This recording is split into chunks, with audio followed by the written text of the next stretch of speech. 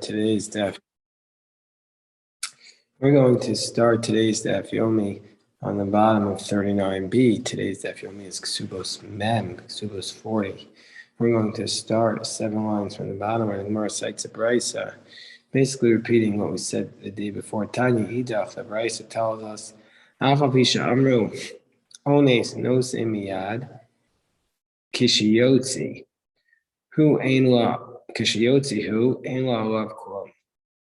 So the brisa says, even though we say that the ones, the one who's the assaulter, has to give the money immediately to the family, the father of the woman he assaults, nevertheless, when he divorces her, he doesn't have to give her anything. And Gemara immediately interrupts the brisa and says, Kishiyotzi, mimatzi mapikla. He's not allowed to divorce her. The onus is not allowed to divorce the woman he assaulted.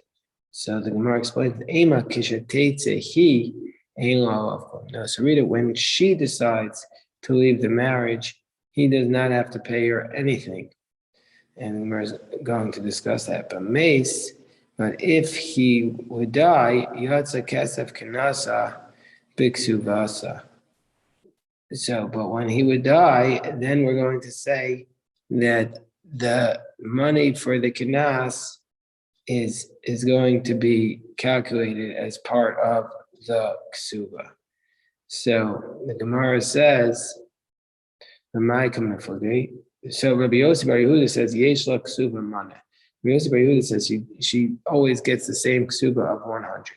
So then, what's the nature of their argument? Rabbanan Savri, Taim Amai Takin Rabbanan Ksuva.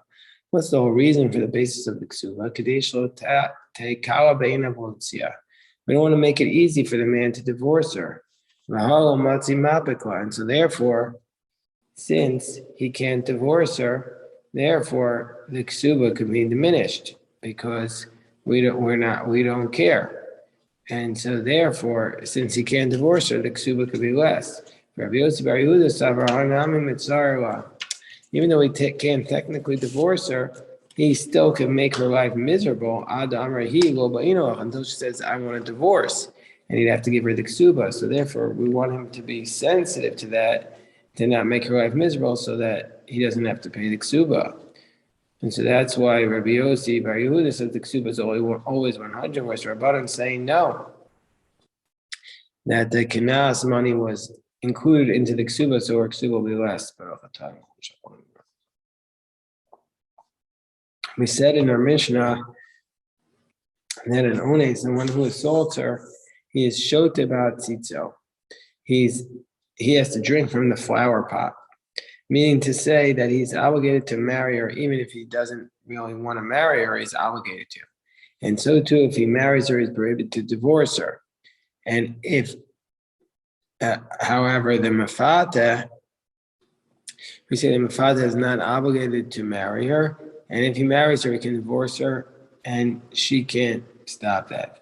So I'm like Rava mi Parzika or Rav Ashi. So Rava from Parzika said to Rav Ashi, so he says, Milchdi Migmar Gamre Meadadi, since Ones and Mafata are learned from each other, on the top of Memamana Milsa Nami Ligmar Meadadi. For this case also, let's learn it from each other. And let's say that the Mefata is not able to divorce his wife. So the Gemara says, Amakra, and say that the Mefata is required to marry her against her will. So the Gemara says, Amakra, Mahor Yimareno Lo Isha. Mahor Yimareno Lo Isha. So it says that he give her the bridal price, but from the fact that it says Lo Isha Lo Midaito, he has to agree. He's not forced. In case of seduction, he's not forced to marry her. What does it mean? He drinks from his flower pot. So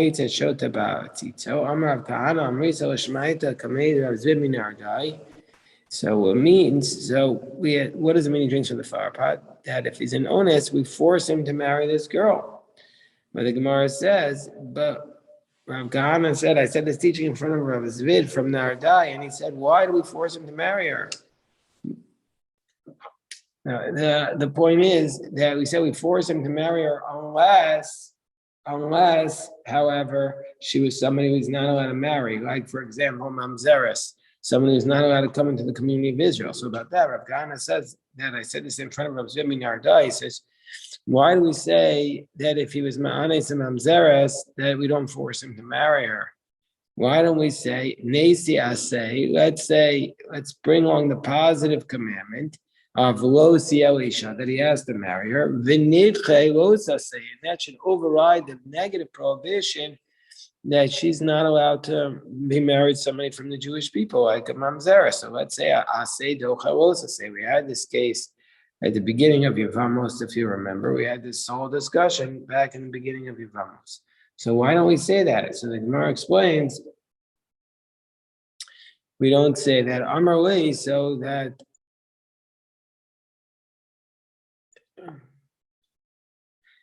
so he said to me, Rav Zid said to me, where do we say this idea that a positive commandment override a negative commandment? That's only in a circumstance, mila b'tzaras, where you have tzaras on your makom mila, say your tzaras on the place where you're required to do a circumcision. And there's a prohibition from the Torah that you're not allowed to remove tzaras. So now the only way you could do the bris is if you cut off the tzaras. So there you're not able to fulfill the positive commandment of bris unless you violate the negative commandment of cutting tzaras off. So there we're going to say the positive commandment overrides the negative commandment. Here, if she's going to say, well, I don't want to marry this guy, we would never come to the case of the positive commandment at all. So therefore, for that reason, we have a solution here. Rashi explains, and he wrote that we teach her to say, listen, I don't want to marry this guy. And so that's what we do here. We teach her to say, I don't want to marry this guy. So therefore, it doesn't come to a case of a positive commandment overrides a negative commandment. So now the Mishnah says, Yisoma, and we'll see from the Gemara that it's not really talking about a pure orphan, but Yisoma is usually an orphan, but here we're talking about a case, what's called the Yisoma B'chaya Av. She's an orphan while her father's still alive, meaning once her father marries her off once, he loses the right to marry her off a second time. So Yisoma shenis arsav and iskarsha. She was betrothed and then she was divorced. Rabbi Elazar says, ha'ones chayev ha'mefate pater. Under these cases, one who assaults her is liable and the seducer is exempt. Rashi says as follows: the kivan to Yisoma he, since she's an orphan, ukinas shalah, she gets to keep the kinas. And in a case of seduction, she was mochelas. She waived her rights to midaita nispas solo because on her own, she said she wanted to be seduced by him. So therefore, he's parted from having to pay. So, and Rashi explains in Gemara Mefarish, the Gemara is going to explain that it's arsav and it's garsha. That's the case of the betrothal and the divorce. Milsach Risi, it's not connected to the second part, to the part of the Yisoma. The Loa Yisoma. It doesn't refer to the case of Yisoma. So that's what the Gemara is going to say now. Rabbi Elazar, Beshitas, Rabbi Akiva Rabbo Amra, Rabbi Elazar is following when he says this idea that the onus is chayev and the mefata is pater. He's following in the shita, the approach of Rabbi Akiva, his teacher. Look at Rashi. What does it mean he's following the approach of Rabbi Akiva's teacher? That we said in our Mishnah back on 38a, that we had stated, Rashi says, and if there was a girl who was a Nara, who was betrothed and divorced, she gets the Knas.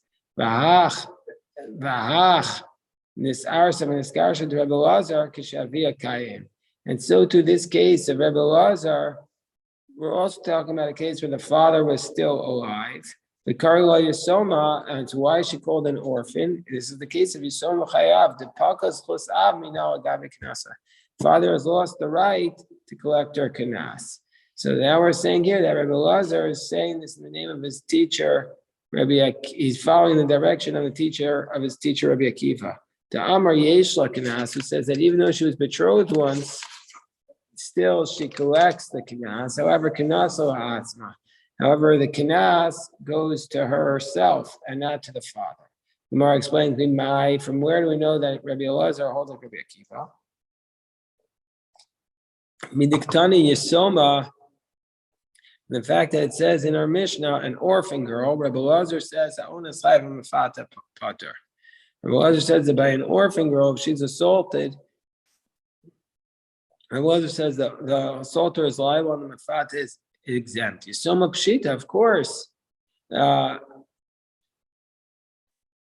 Of course, the Yisoma is obviously there's going to be that they have to pay.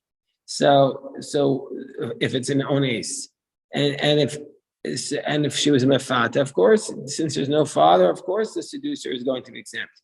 So what's Rebbe Elazar teaching us? The narash and skarsha, that a girl who was betrothed and then divorced is kiyasoma, is like an orphan. My yasoma, when just like the orphan girl, she gets to keep the money herself. Av narash and skarsha, so to a girl who was betrothed and then divorced, her father has lost her rights to the kenas. And Amar Bizer, Amar Rav Varshila, Amar Rav Nuna Savar, Saba, Amar Rav Barav, Amar Rav Alachak Rebbe Elazar. Indeed, the law is like Rebbe Elazar because we call him Kari Rav Alei, the Rebbe Elazar, Tuvina de Chakima. We call Rebbe Elazar the Tuvina al Chakima, the most fortunate amongst the scholars. Fortunate are the ones who are Mitargamina and Tuvai.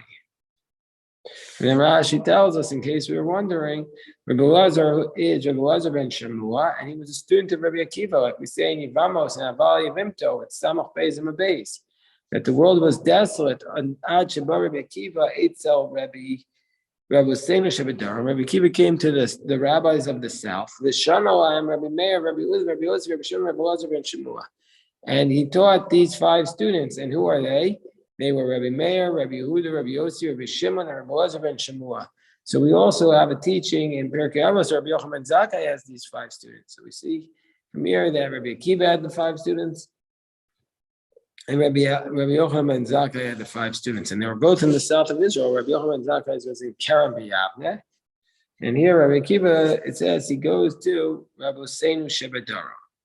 So then our Mishnah tells us, Ezu Boshes, what does it mean when we said we had said in the previous Mishnah that the Ones or the Mefata pays the Boshes and the Pigam? What is called Boshes? Ezu Boshes, a Kofi Amavayesh, Amispayesh. Everything goes according to the one who does the humiliation, meaning to say it depends on the value of the one who's doing the humiliation. Va Mispayesh.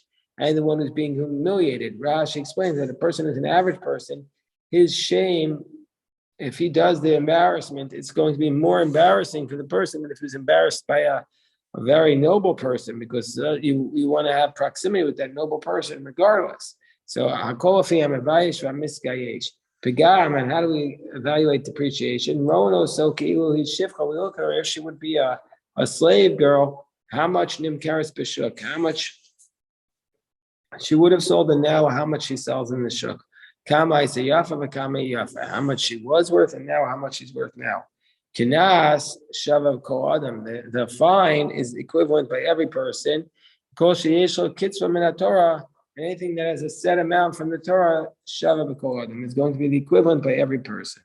So ask the Gemara, ve'ema chamishim slaim. Why do we say? Why don't we say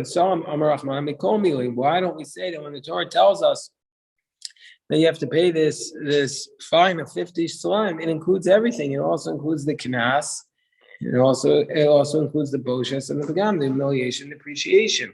So Amar Rabbi Zera, no, of course it doesn't include the humiliation. Yomu Baal Bas Malachim Chamishim, Baal Bas Atiotus Chamishim. You're going to say if you assaulted a princess, it's the same amount of money as if you assaulted a peasant. There's obviously much more humiliation in the case of the princess, understands the Talmud. So Abaye says, Well, if that's the case, why by a slave do we see that there's a fixed amount? The Torah says that if your ox scores a slave and it kills him, that you pay 30 shekel. On top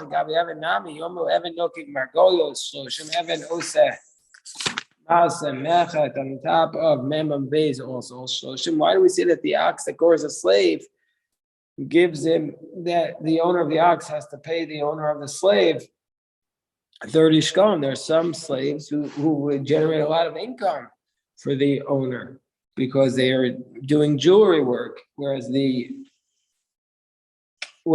other slaves are tailors and they make no money. So why do we say under these circumstances that it's always the same? So Elam Rabbi Zera, so therefore we see from here that that's not a proof that the Knas is always 50 shekel. So therefore Rabbi Zera says, I'll give you a different argument, that the Knas does not include the humiliation. Because Ilu Bawa Shnayim, let's say two men both assaulted her, but the first one assaulted her, as Tosfos points out, the first one must have assaulted her in a manner what's called shalol kedarka, the anal intercourse, where we say that she still retains her virginity even though he has to pay the assault money. So would we say in those circumstances, Yomru Baal Shalema Chamishim Baal Paguma Chamishim, would we say that the humiliation done by the first one is the same as the second one? No, the depreciation by the time she's assaulted the second time is going to be less than the first time. So it's obviously not the same. So the humiliation would have to be judged accordingly. So Abaye says, no, that's not a proof, because the Yachav Evan Namri, also by a slave, would you say Yomu Evet Barish Shloshim Evan Mukesh Shloshim? If your ox scores a slave and kills him, will you say, well, if he was healthy, it would have been 30 shekel. Now that he's not healthy, we're going to give him the same 30 shekel? It can't be that that's the reason why we know humiliation should be included. Abaye says, what's the reason why we know the humiliation should be included? Amar Kra, because it's based upon the fact that the verse states, Tachas Asherina, you have to give her 50 shekel because you assaulted her. Hani Tachas Asherina, yeah, this 50 shkolim are in payment for the assault, and we call the Ika Bocha Subagam, but there's other money you have to pay, that's called humiliation and depreciation. Rava says, and I'll give you a different reason. Rava says, Amar Kra, Minasana Aisha Shochevima. Rava says, you based upon the fact that the verse says, you pay to the man who sleeps with her pays to the father of the girl 50 silver coins. Meaning to say, Hanash Shliva is none. That the benefit that this man got for this sleeping, that's 50 shkolim. We call the Ika Boshas Begam. There's other money that he has to pay. And the other money is for humiliation depreciation. So Gemara says, well, maybe this humiliation depreciation money goes to the girl and not to the father. Gemara says, no, it says when she was assaulted as a nara in her father's house, which means kol shevach nura avia. Any income that she generates while she's a nara in her father's home goes to the father. Gemara says, what about what Rav Yehuda says? Rav Huna says the name of Rav Minayan Shemasa about Lavia. How do we know that the salary of the girl goes to the father? It says, Ma ama ma sayedel rabba afbas ma sayedel ravia lamali tepeklemi minu rabbe savia. So Gemara says, you wanted to say minu rabbe savia teaches us from that pasuk that her father gets the money for humiliation and depreciation. You learned that from the pasuk minu rabbe savia. Gemara says, but it can't be, because we have a different verse which tells us that all the shevach nurah goes to the father, and that's learned out from the fact of chiyim korsh as bito ama. Just like a slave, all the money goes to the master. Also, the girl, all the money goes to the master. So, if that's the case, why would we need that pasuk if we already learned it out from benu rabbe's avia? Why do we need pasuk of chiyim korsh as bito ama? So the Gemara explains. This verse of Benura Beis Avia is actually referring to Hafaras Nadar. We're actually referring only to the annulment of the vows that the father can combine while she's in Nara with her husband to annul her vows.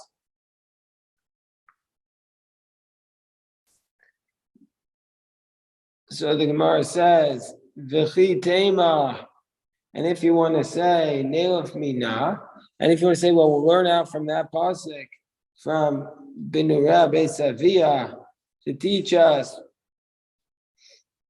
that the girl collects that the father collects humiliation, depreciation.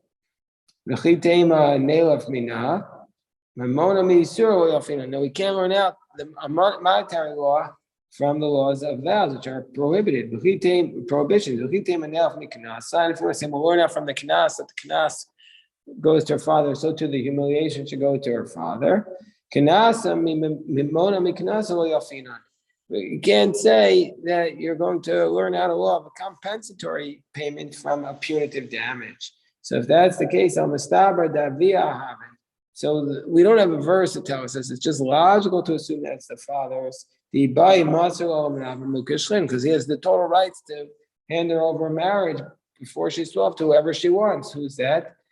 Even while she's in Nara. Because if he wants to, while she's a minor, he can give her over to whoever he wants, even to somebody who's a Muka Shlin.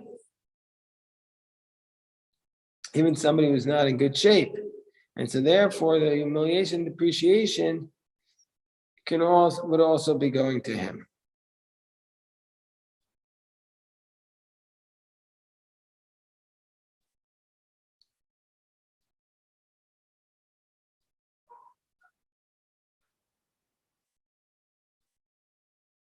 Hold on 1 second.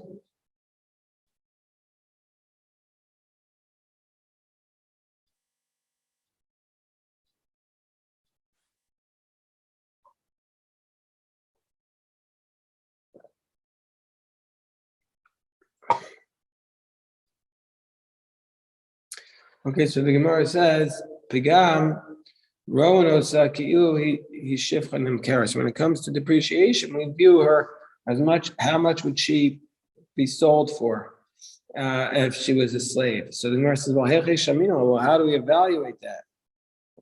Amar Avud Shmuel, so the father Shmuel taught, Omnin Kama Adam Rotz Litain Bein Shifcha Basua, Shifcha Ba'ua, Lisham Shau. How much would a person want to give between the difference between when he has to hire a slave, between one who is a virgin and one who's a non-virgin to serve him? So what does he care? He's not marrying her. She's just taking care of him.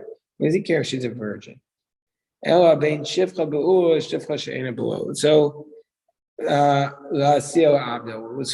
the difference between a slave versus a virgin versus a non-virgin to marry her to his slave? Again, what does he care? Who his slave marries? It's just for him to have children, to have slave children. What does he care which one they marry? So the verse says, we're talking about a slave who the master really likes, and so therefore he wants to find him a wife who is a virgin. The Mishnah says, "Kol makom sheish mecher ein knas."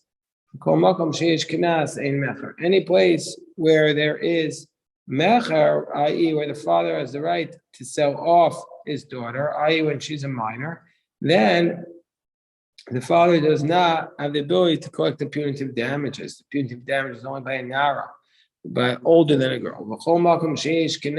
And since any place where there is a kinas, i.e., he gets the payment for the assault ein mecher, then he has no longer has lost the right to sell off to marry off his daughter. So a minor girl, she could be sold as an ama ivriya, but she does not get the assault money. If she's assaulted, doesn't go to her father, but nara. But if she's a nara, she's this adolescent, yishla kanas, then she does get the kanas. The father gets the kanas and ein lo mechar, but she can no longer be sold. Bulgaris ein lo mechar v'lo kanas. The Bulgaris, the adult girl, does not get a mechar. She can't be sold, and the assault money does not go to her as well. Amar Yehuda Marav Zudiv Rabbi Meir. This idea of kol makom sheish mecher and knas, any place where she could be sold off, there's no knas. That's the position of Rabbi Meir. Chachamim teach yesh la knas. The makom mecher. Chachamim say no. Even when she could be sold, there's also a knas at that point. The ketanya, as we learned, ketana mibas yom echad v'ad shetavi shtei saris. A minor girl from when she's 1 day old until she brings 2 hairs, yesh la mecher. The father could sell her off as an ama ivriya. The Einla Kanas, but she does not yet get the Kanas. But Mishatavi shtei saris, but once she starts going through adolescence, she has 2 hairs at Tibagar until she becomes an adult. Yeshla Kanas, she gets the Kanas, but she does not get sold. That's the position of Rabbi Meir. Shai Rabbi Meir Omer Kol Makom Sheish Mecher and Kanas. Kol Makom Sheish Kanas and Mecher. Rabbi Meir is in that position wherever she can be sold, there's no Kanas. Where she gets a Kanas, there's no sold. So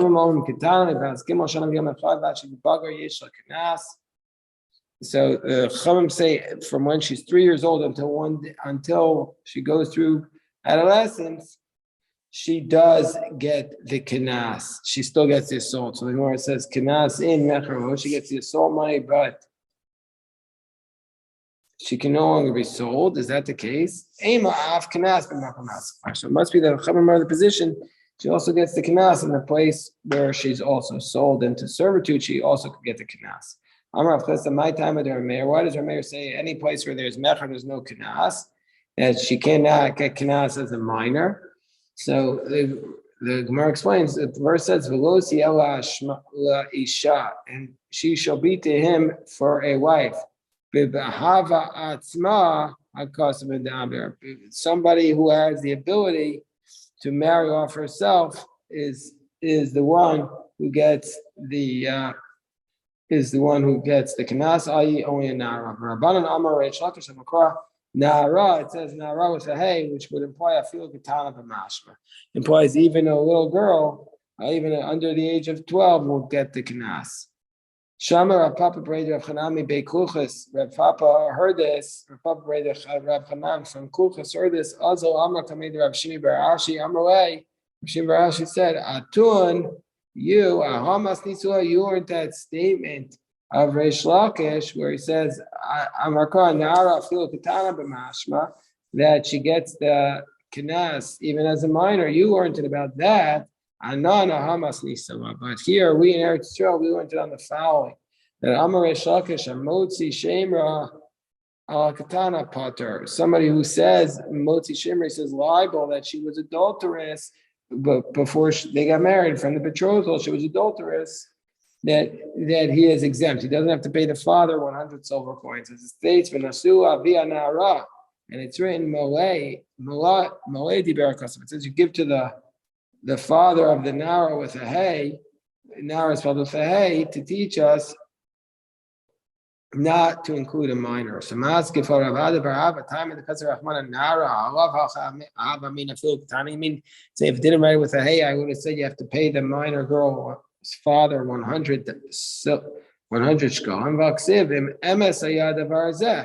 But doesn't say in that same verse if it was all true and accurate, into Basulam when Ara, then and she's not found a virgin, that we would take her out and stone her. And you can't kill a minor girl because she hasn't reached the age of being able to be punished. But so in this case, it refers to a nara. Whenever it says the nara is out of hay, I feel katana b'mashma. It would even imply a minor girl. I feel katana b'mashma. And so therefore, in the other places, like with respect to the ones, it also applies to a minor girl. Okay, we'll stop here. Everybody should have a great day.